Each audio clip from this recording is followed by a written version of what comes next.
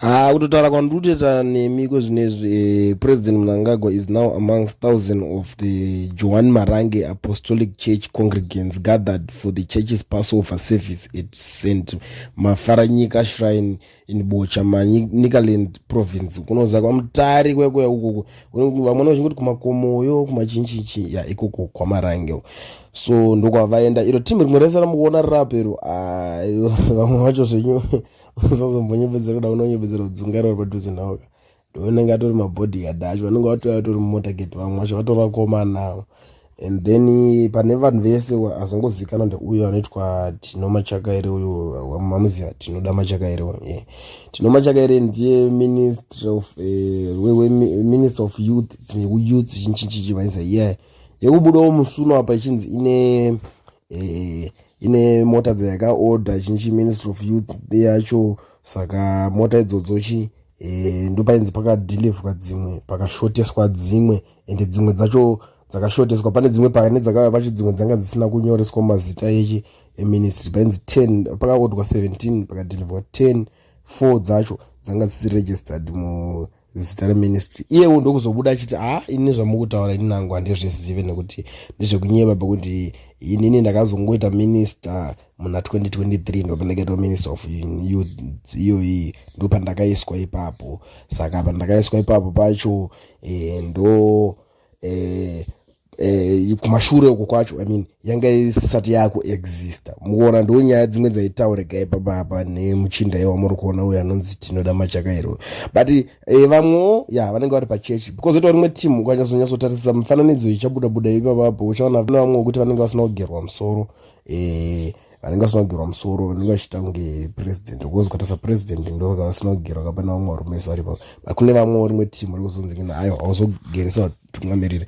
So nyaya yange chinetsa vanhu panapa inyaya yekuti why president vachizobuda wandiona nyaya inoitika hanzi why vachizobuda vachienda vachioneka kumachechi akawanda kuti kwaMugodi unoona variko, ZCC unogona kuona variko, ikoko kuMarange variko, kwamakandiwa unogona kusangana navo futi varikoko, machurches mazihombe apa vanonzi paitwa meeting, kwamagaya unogona kutolonjwa stadium or something else hanzi unoona futi vachiita vachibudikira ikoko. So nyaya inezapana ndikunzi sei vachizobudikira kunzvimbo dzakaita seidzodzo kana kuti sei vachizongopinda machechi ese zvoreva here kuti vanenge vachinamata Mwari umwe chete nemachechi aya, nekuti nyaya yanga iri kunetsa kanyaya yekuti munoziva uku kwavari kuonekwa vari nhasi uko ndo chechi iya inombonetsa munonzi kwamarange kwekunzi kune varume vekuti vanogona kuroora vanhu vakawanda chinchi stuff kana makambonzwa nyaya yacho. Saka nyaya inetsa panapa ndeyekuti kwaMarange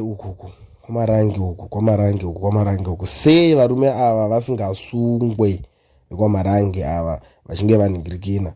So kurubva kwazooneka kuti president ariko koma ndo zvinhu zvakuvhundudzwa nokuti vanhu vanogona kuzonzi handiti muzamutemo munyika munonzi mwana unofanira kuroora anenge ane 18 years ikoko. Saka parozonzi sei timu iriri risingazosungwe kana vachinge vanzi varoora vana vadiki. Ndo nyaya hombe yange iripo, nyaya hombe yange iri kutaurika kuti sei zvinhu zvakadai izvezvi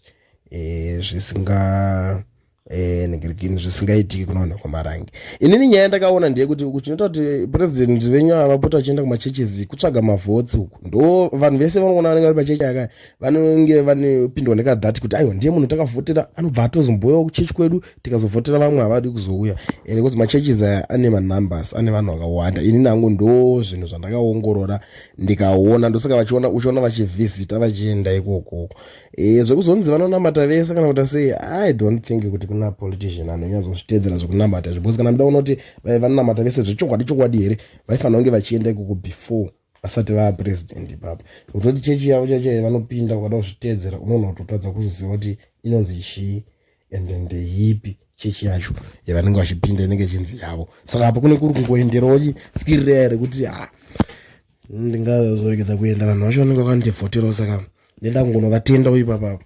It's part of rally futi kabhozi kune imwe futi chechi futi yemuZimbabwe unomu kuti kana vachisumudza chiguna vasumudze maoko kudai so vanosumudza chiri chibhakira so kutaura kuti hanzi ukasumudza ruoko nerikaita mbama unenge waita kamutengesi like wabata nyaya yacho inenge ichiitika. So ndo skiri riripo.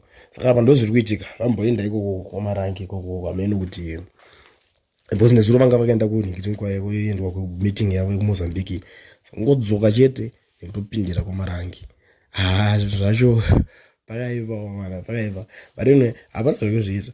Hapana zvekuzviita. Anenge akumbonoona vanhu avo vakavhotera vachivatenda. Inini ndo maonera ndazviita. Hamenowo kuti imimi uyo unosinyaya because imani mamuchicomplaina muchiti kwavanozoenda kumachechi ikoko. Inini zvangu I think ndatara kuexplaina chinhu zvandonzwisisa about nyaya yekuona vachienda machechi iwayo kuendera nyaya yekuti mavotes ndo vanhu vakavavhotera. Saka kune kuri kunovatenda.